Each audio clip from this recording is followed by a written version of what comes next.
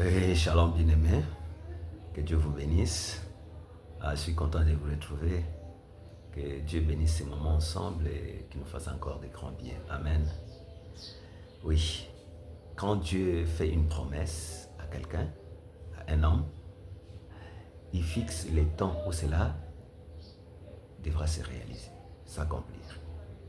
Et quand l'heure sonne, bien-aimé, Dieu est capable d'utiliser n'importe qui et n'importe quel moyen, n'importe quelle voie pour accomplir sa promesse. Et je dis à quelqu'un, rassure-toi, là où Dieu t'a fait une promesse, lui-même connaît à quel moment il va le réaliser.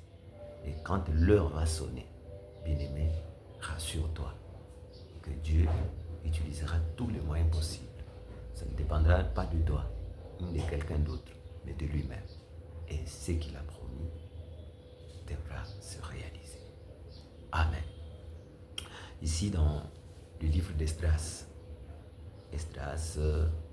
premier chapitre, le premier verset, verset 2, il dit « La première année de Cyrus, roi de Perse, afin que s'accomplisse la parole de l'Éternel, prononcée par la bouche de Jérémie.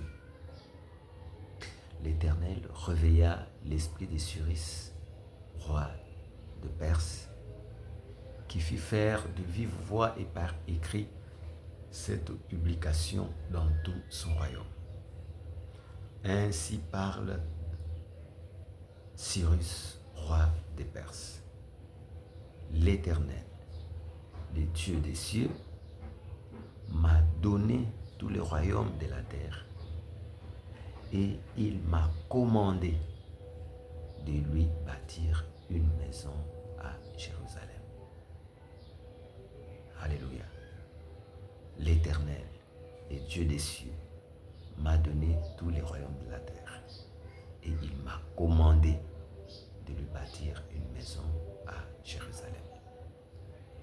Qui d'entre vous est de ce peuple? Que son Dieu soit avec lui et qu'il monte à Jérusalem en Juda et bâtisse la maison de l'Éternel, le Dieu d'Israël.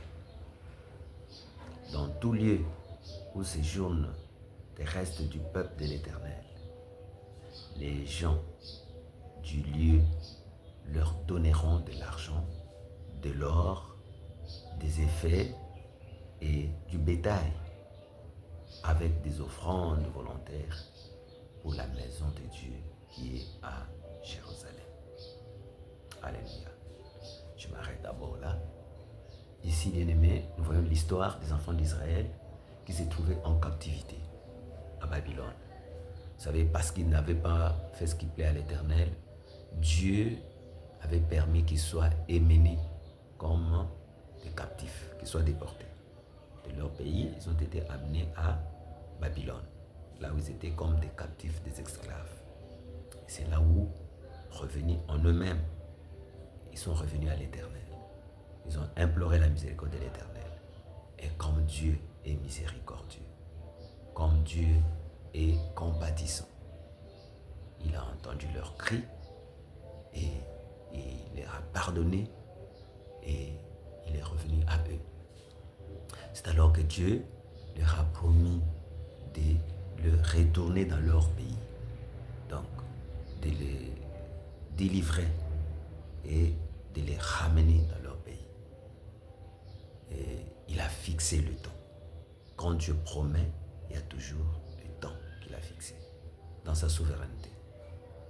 Tu as prié, crois que ce que tu as demandé, tu l'as reçu. Et tu le verras s'accomplir. Ça, c'est la parole de Jésus-Christ. Tout ce que vous demanderez en priant, croyez que vous l'avez reçu et vous le verrez s'accomplir. C'est-à-dire, on l'a reçu, mais on va le voir s'accomplir. C'est qu'il y a un temps qui est déjà fixé. Est-ce que c'est un jour, c'est une année, c'est une semaine, c'est 5 ans? Tout dépend de Dieu lui-même et de ce que nous lui avons demandé. Il y a des choses que nous demandons pour lesquelles Dieu trouve que ça ne demande pas beaucoup de temps. 5 jours, 6 jours, 7 jours, ça dépend. Il y a de ces choses-là que Dieu lui-même trouve que ça, il faut encore une année, il faut 2 ans pour la concrétisation. Il a déjà accordé, C'est-à-dire, on a déjà la chose, mais après, on attend que le temps arrive. Le temps que Dieu a fixé. Et il sait toujours pourquoi de ce temps-là. Mais ici, je suis en train d'insister sur une chose.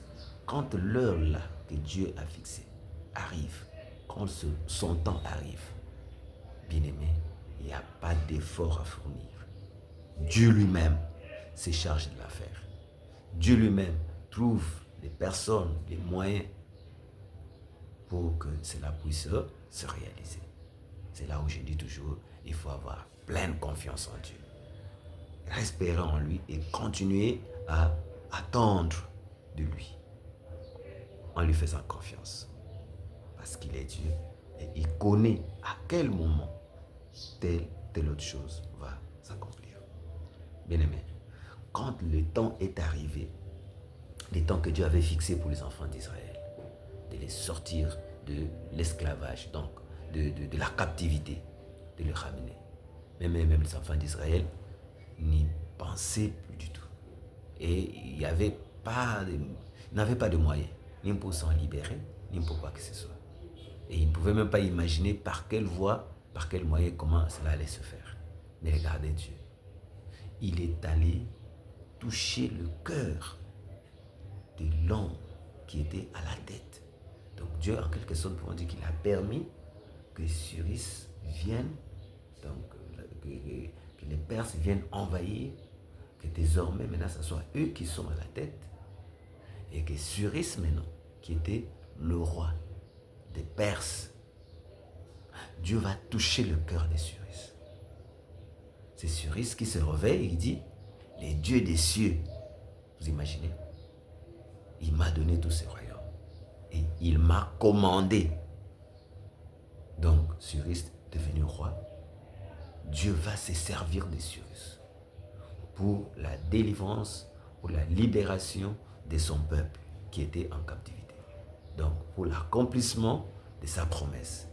Il avait promis, le temps est arrivé où cela doit s'accomplir. Et Dieu va toucher Cyrus. Et Cyrus, ça veut dire Dieu, le Dieu des cieux, m'a commandé, il m'a commandé de lui bâtir le temple qui est à Jérusalem. Qui de vous, qui encore est de ce peuple qui se trouve dans le royaume, qu'il vienne. Moi, je vais donner le nécessaire pour qu'ils aillent bâtir.